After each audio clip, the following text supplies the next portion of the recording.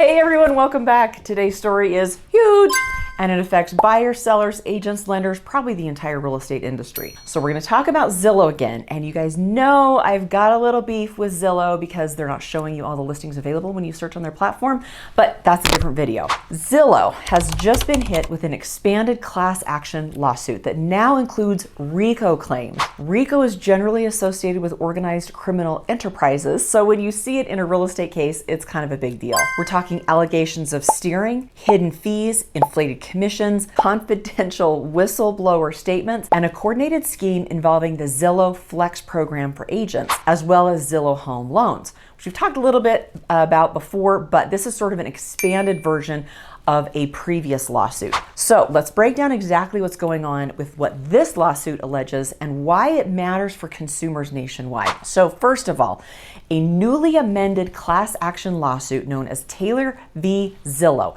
was filed on November 19th in federal court in Seattle. This filing replaces an earlier lawsuit from September, makes the original claims look small by comparison. Here's what's new. The number of plaintiffs has expanded to 10 people across 8 states.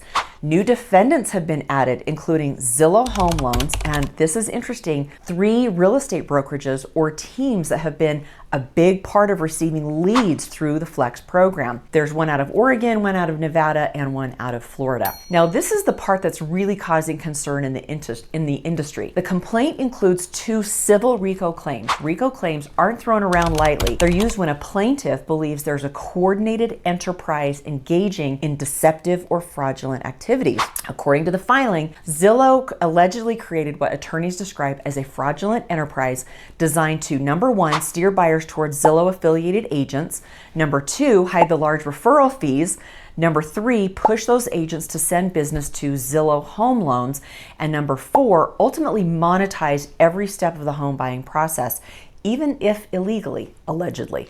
We're talking allegations of steering, hidden fees, inflated commissions, confidential whistleblower statements, and a coordinated scheme involving the Zillow Flex program for agents, as well as Zillow Home Loans, which we've talked a little bit about before, but this is sort of an expanded version of that lawsuit. So let's talk about the core issue. What actually happens to a buyer who clicks contact agent or request a tour on Zillow? This is sort of the catalyst for all of the other issues, according to the lawsuit. Consumers think they're contacting the listing agent, but they're not. They're routed to a Zillow Flex program agent instead, often without realizing they've been redirected. Buyers are encouraged to sign a touring agreement. This agreement, according to the complaint, does not disclose a key detail that Zillow gets a 40% referral fee from this agent. That's enormous, and the lawsuit claims consumers have no idea it exists. Then agents are allegedly pressured to funnel clients to Zillow Home Loans. The complaint says the entire system is designed to create a pipeline where Zillow controls the lead, the agent, the lender, and the flow of money. So this is where the case takes another leap. The amended filing includes statements from 12 confidential witnesses, many of them Zillow Flex agents or former employees.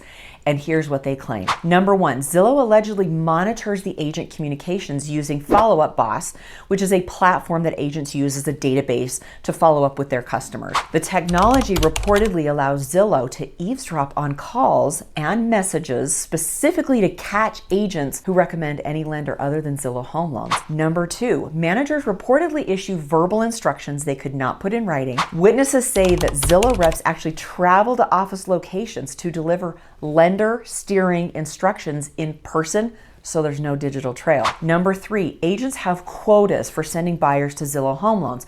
If you miss your quota, according to witnesses, you risk losing leads or being removed from the Flex program completely. Number 4, Zillow Home Loans allegedly cherry picks the buyers. The filing claims that Zillow Home Loans selects only highly qualified borrowers, offers higher interest rates than competitors, and provides inaccurate closing disclosures. That's huge, you guys.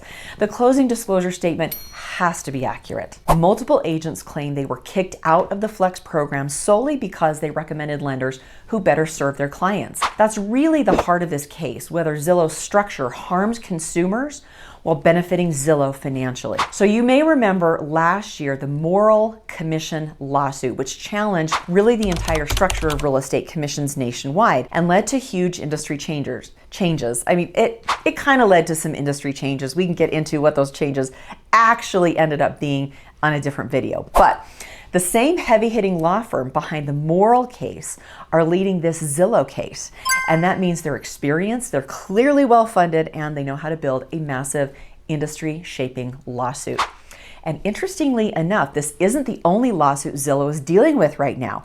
Just weeks before this amended complaint was filed, another class action accused Zillow of providing illegal kickbacks, violating RESPA, and having agents direct buyers to Zillow Home Loans, rewarding those agents with better leads, also punishing agents who didn't follow the script. This new Taylor lawsuit echoes these same allegations and adds even more evidence to the pile. So whether you're a home buyer, seller, agent, or just someone kind of watching the real estate market, this case matters. If you're a buyer, you deserve transparency about who you're speaking with and whether your agent is financially tied to a specific lender that they are recommending to you. If you're a seller, inflated or inflexible commission structures may impact your bottom line. If you're an agent, this case could reshape referral models across the entire industry. If you're a lender, this really raises questions about fair competition and consumer choice. Zillow has not yet commented on the amended filing, but the industry and I, of course, will be watching closely. The RICO claims, having confidential witnesses, the accusations of systemic steering,